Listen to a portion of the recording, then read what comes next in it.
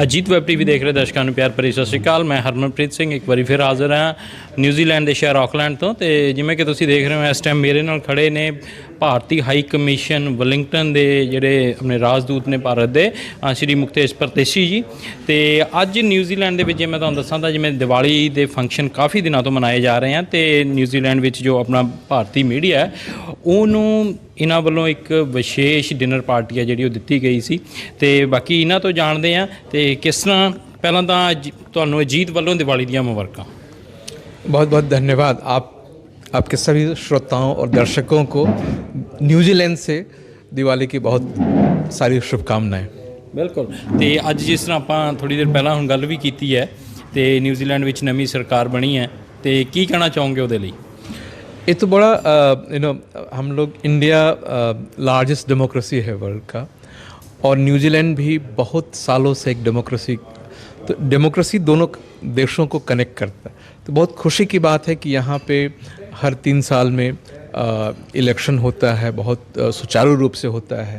और इस बार का जो इलेक्शन है वो कोविड-19 के कॉन्टेक्स्ट में हुआ था।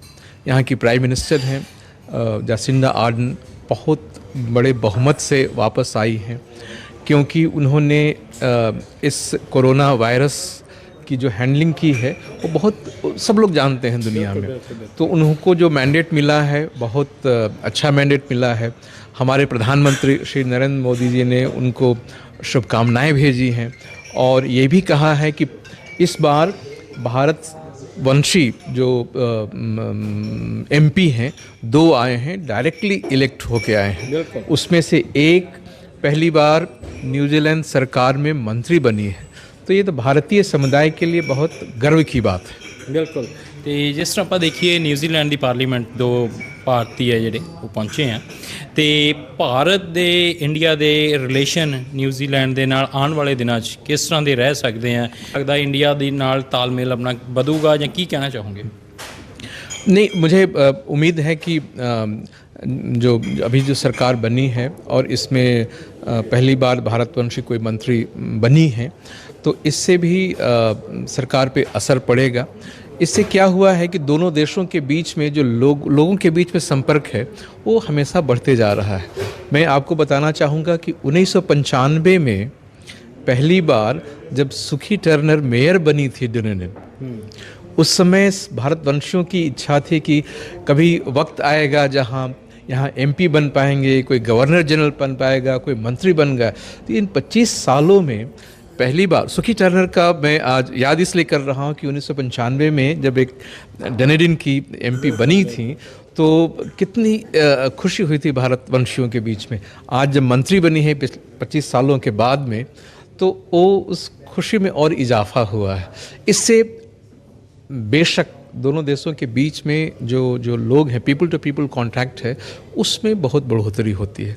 क्योंकि डिप्लोमेटिक रिलेशंस तो है लेकिन आप सब लोग जो यहाँ पे 2.5 लाख लोग हैं वो भी संबंधों को बढ़ाते हैं। उनके जरिए न्यूजीलैंड के बारे में जानते हैं। जब वो ट्रैवल करते हैं तो उनसे दोनों देशों के बीच में एक आत्मीयता बढ़ती है और एक दूसरे देशों की संस्कृति, वहाँ का क्या सिस्टम है, उनका इकोनॉमिक स्ट्रेंथ क्या है, उसके जानने का मौका मिलता है। बिल्कुल बिल्कुल। तो जैसे आपने बात किया, हमारे बहुत से यहाँ के जो स्टूडेंट थे ये कोविड से पहले इंडिया गए थे, तो कुछ स्टूडेंट थे, कोई वर्क वीज़े वाले थे, वो अभी इंडिया में स्टक हैं, वापस नहीं आ सके।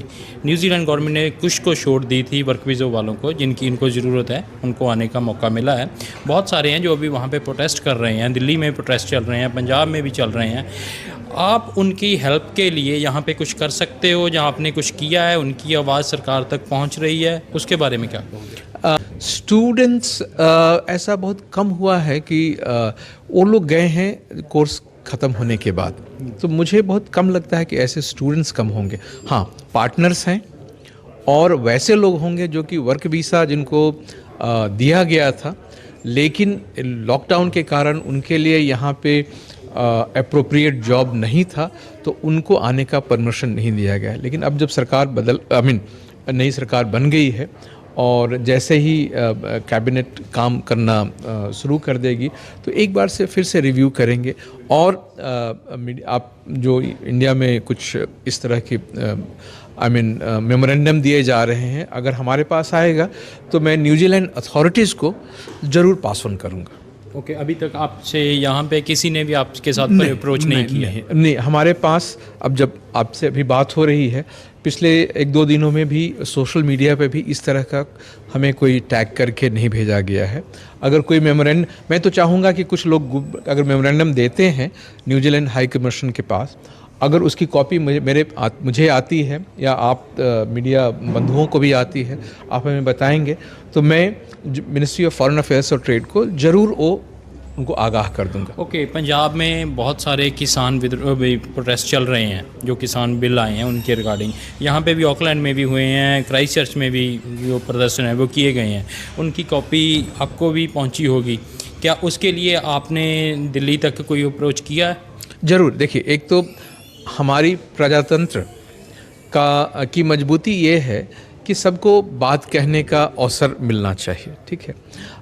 तो सरकार ने जो डिसीज़न लिया है उसके बारे में अगर किसानों को कोई अंदेशा है और या उनकी कुछ ऑब्जर्वेशन है या कुछ मंशा है, उन्होंने यहाँ पे जाहिर किए थे। हमारे पास जो मेमोरेंडम आए थे उसको हमने पास ऑन कर दिया है कि यहाँ पे जो भारतीय समुदाय हैं इन्होंने ये बात कही है और वो आगे बढ़ा दिया गया है उसको। ओके, तो मेरा लास्ट क्वेश्चन आपसे कि जो इंडियन कम्युनिटी न्यूजीलैंड में है, भारतीय मूल के लोग न्यूजीलैंड में रह रहे हैं, उनके लिए आप क्या मैसेज देना चाहो कि वेलिंगटन हाई कमीशन उनके लिए क्या फैसिलिटीज़ लेके आ रहा है दीपावली पे, उनको क्या कहना चाहोगे?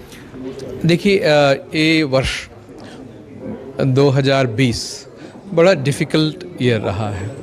तो जो लोग न्यूजीलैंड में रह रहे हैं, हम सब बहुत लकी हैं, बहुत ब्लेस्ड हैं कि यहाँ पे एक हेल्दी इन्वायरमेंट में हम स्वस्थ हैं। हम आपसे बात कर रहे हैं, आपके साथ हम दावत पे बैठ सकते हैं, तो ये बहुत बड़ी चीज़ है। मैं ये कहना चाहूँगा कि जो जहाँ भी हैं इस दिवाली में अपने सेहत का ज़रूर ध्यान रखें।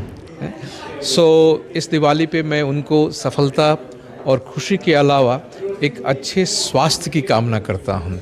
Let's be healthy, take care of ourselves and spread awareness about the good health. That's the message that I would like to convey to all. And a very happy Diwali to all people of Indian origin, students, their friends, families, wherever you are living in New Zealand. My best wishes for a very happy Diwali. Stay safe, stay healthy, and enjoy the festivities with your family members. Happy Diwali. Thank you. ਤੇ ਜਿਵੇਂ ਤੁਸੀਂ ਸੁਣਿਆ, ਉਹਨਾਂ ਨੇ ਜਿੱਥੇ ਦੀਵਾਲੀ ਦੀਆਂ ਸ਼ੁਭਕਾਮਨਾਵਾਂ ਦਿੱਤੀਆਂ, ਉੱਥੇ ਹੀ ਨਾਲ ਦੀ ਨਾਲ ਜਿਹੜੇ ਭਾਰਤ ਫਸੇ ਹੋਏ ਆ ਆਪਣੇ ਵਰਕ ਵੀਜ਼ਿਆਂ ਵਾਲੇ, ਉਹਨਾਂ ਦੇ ਬਾਰੇ ਵੀ ਕਿਹਾ ਕਿ ਆਉਣ ਵਾਲੀ ਸਰਕਾਰ ਆ ਜਿਹੜੀ ਉਹ ਉਹਦੇ ਨਾਲ ਗੱਲਬਾਤ ਕਰਨਗੇ ਜਦੋਂ ਉਹਨਾਂ ਤੱਕ ਕੋਈ ਅਪਰੋਚ ਪਹੁੰਚਦੀ ਹੈ। ਤੇ ਇੱਥੇ ਹੁਣ ਤੁਸੀਂ ਮੈਨੂੰ ਹਰਮਨਪ੍ਰੀਤ ਨੂੰ ਦਿਓ ਇਜਾਜ਼ਤ। ਤੁਸੀਂ ਦੇਖਦੇ ਰਹੋ ਅਜੀਤ ਵੈਬ ਟੀਵੀ। ਧੰਨਵਾਦ, ਸਤਿ ਸ਼੍ਰੀ ਅਕਾਲ।